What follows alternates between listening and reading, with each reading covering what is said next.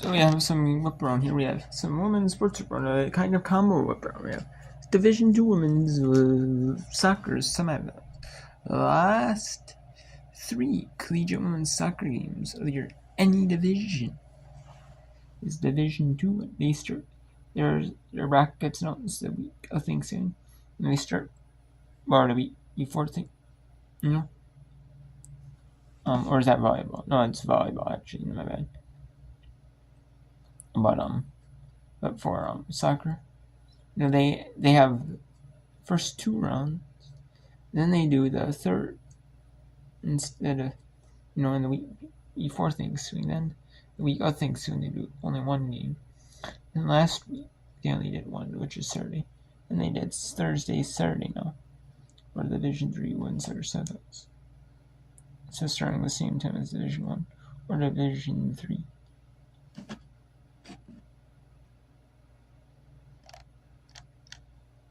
Easter week after, and then the women's for Division 2 in soccer, which is taken up first. They do with us. We have the bracket. Then they have a week off because of Thanksgiving. Then you do the bracket. Then we do the first rounds. And then you do the semifinals and final. Division 2, 3 just as break for Thanksgiving. Between them.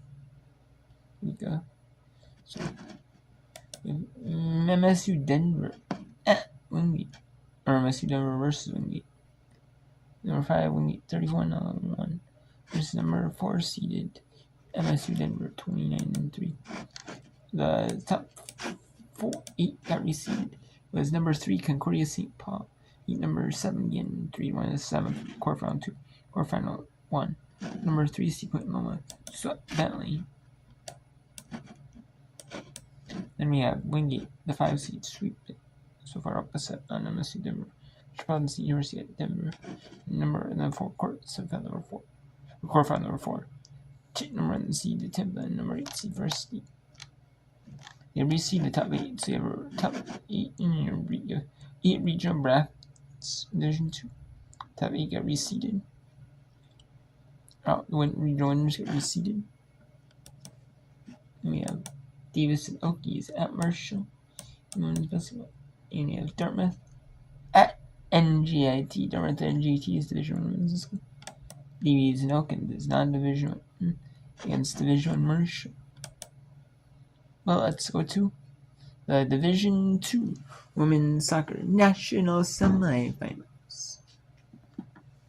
With Franklin Pierce at Washburn.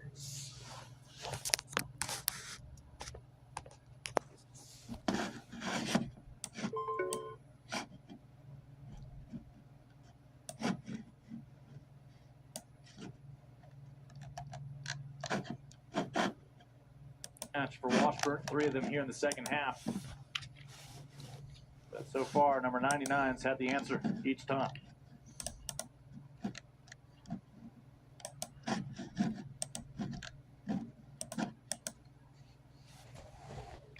You alluded to this. The moment one team finds a goal, there's a good chance 30 seconds later the other team's going to find a goal. Yeah, not counting anybody out. Right now, a lot of momentum going for Washburn, though. Searcy was looking for another one of those nice touches and turns. The Ravens back line able to get it sent in the right direction and out of harm's way. And change here for Washburn. We'll see Jules Wardlaw for the second time today. She comes in here in the second half. And she'll replace Belle Kennedy. Again, your defensive player of the year, of course, here in the college game. You very much plan on bringing Belle Kennedy back in. You can tell she has something in her eye there from that last play that when they were in the box. Pink optimism for the folks back in Topeka in the Sunflower State. Almost a Meg. Still gets the service into the box. The Ravens will escort it outside of the 18. And ultimately this will be kept in play to deny a possible corner. And not letting them have any kind of easy possession. McKinley Rowan just continues to throw her body in front of that ball. Finally a goal kick for LaCroix. Good pressure and footwork there out of the corner from Hink. Have a look at their last effort from the aforementioned Kate Hink. Again, just did really good to pull the trigger quickly. Sometimes when you're the striker, it's easy to sit there to receive, but you know you've got defenders around.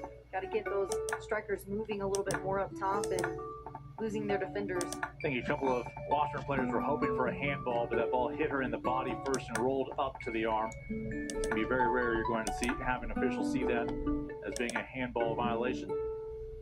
We do have video review. We have for the past several years here in the championship. Not needed there. Scoreless at the moment. That one gets past Searcy, too hot to handle. About 20 yards out. But again, a really good drive forward and enabled her team to get numbers up. You could tell that the Franklin Pierce back line was really unsure of how to handle that kind of rogue player there in the middle. Maybe they need a little bit more of that there, just something to throw off the balance of the attack, something to be a little more unpredictable.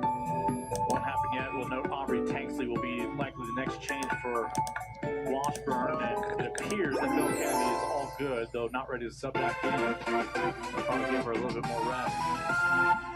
Of course, she tries to help close out this match. Currently level, scoreless. Searcy putting on a little clinic there, trying to get it back. She does. One timer at the top of the penalty yard. And the save from LaCroix. Some really pretty work there from Washburn. It kind of feels like a matter of time. They've done really well to get just clean looks at goal here. There's not a ton of pressure on it. You can see it was a bit more of a chip than it was a try, but either way, again, they're getting into the right positions, and eventually the chips are going to fall where they want to. And now out shooting FPU 13-5, but shots on goal level 3 apiece.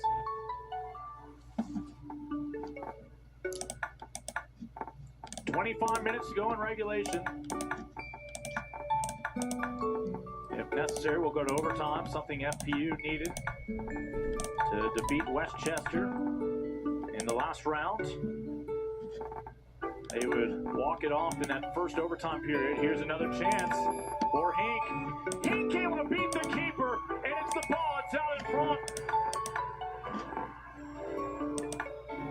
It was a matter of time, but the freshman delivers. It really felt like that. The momentum was truly going in their favor the last 5-10 minutes. We saw FPU, they were kind of allowing them to play at them. They were struggling to track their runners, but it's neat. She's been incredible this whole game. Coach had mentioned she was probably one of the best players in the Elite Eight, and you see why. She's had great services in. She's composed on the ball. She has the IQ just to get into the right space, and the composure puts it right just past the keeps foot there into that side netting. So that is go for Washburn, and they're up 1-0 now. 24:37 left in the first, or left in the game. We have MSU Denver up 19-12 in the Division II quarters.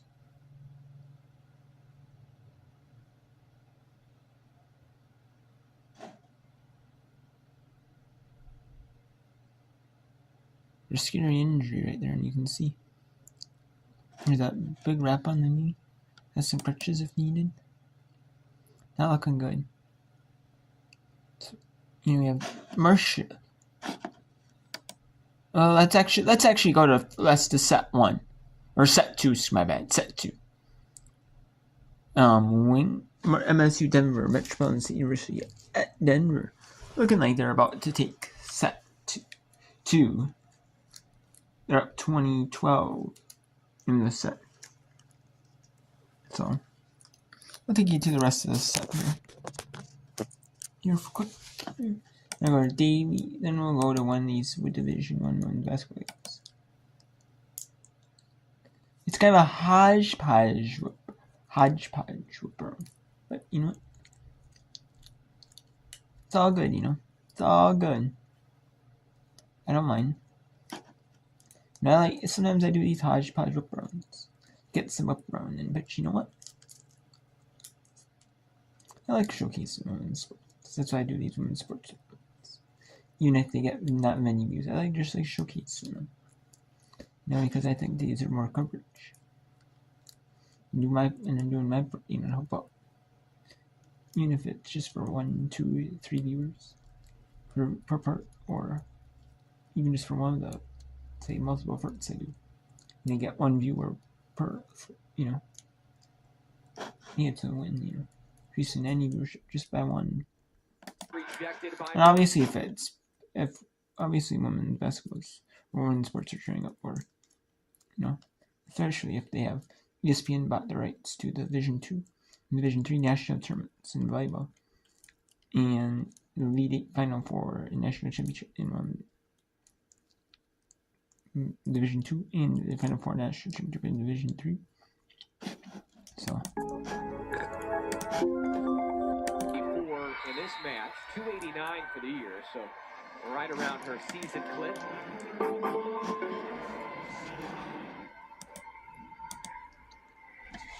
MSU Denver let one slip away in set 1. Trying to make sure that did not happen again. They lead by 7 in set 2. Hard serve receive. Hagar, Worley in the middle for Foreman. Right side, out of system, Michael. Too deep, asking for a touch, won't get it. That is the first error for Skyler Michael today. Time out.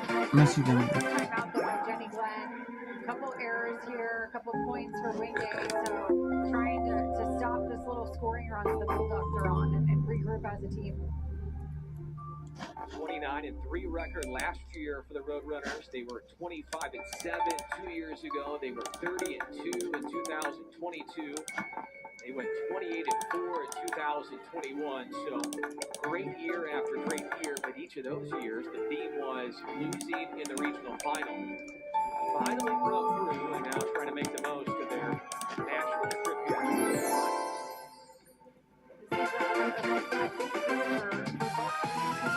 For different reasons, but it's been pretty evenly matched so far. Point for point, really, in that first set. And I like what we're seeing. The Roadrunners have really settled in here for being first timers in this tournament. Reminder that MSU Denver led 19-13 in set 1, but lost 27-25. Now they lead 21-15 in set 2, and I guarantee you, in that huddle right now for MSU Denver, the motto is, let's finish. We could not finish in set 1. Wingate dropping off a bit here in set 2. Only 5 kills in this set. All 69, no aces in set 2 either. Credit a lot of that, though, to MSU Denver and forcing Wingate to play deep into rallies. Patty Hoffman statistically the top server for the Bulldogs. Backs up Gennerman. Gennerman gets it back. Saved by Wingate and Van Heist. 3 ball comes for the Bulldogs. Michael on the backside. Michael another kill. Playing well. That's her 7th. Great shot by Skyler Michael. Leading off the high end. Had a one-on-one block. Going off the high fingertips. And when you're able to go off of fingertips, it opens about 10 to 12 more feet up for you as an attacker because you're not sure how that ball is going to come off.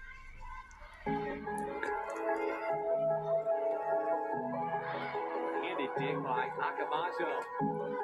Hard off the block. Another kill for Brooke Gennerman, the freshman from Colorado. Wingate just doesn't have an answer right now for the freshman on the left side. Her ability to be calm and to make the right decision as an attacker using that block well.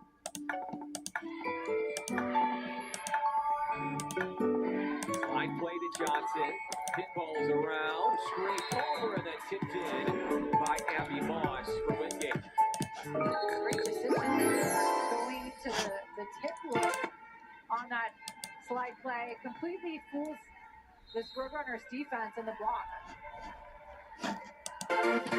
Wingate trying to make this interesting in set 2. Worley for the right. Scoring done by Tanner. Say will have to free ball it across to MSU Denver.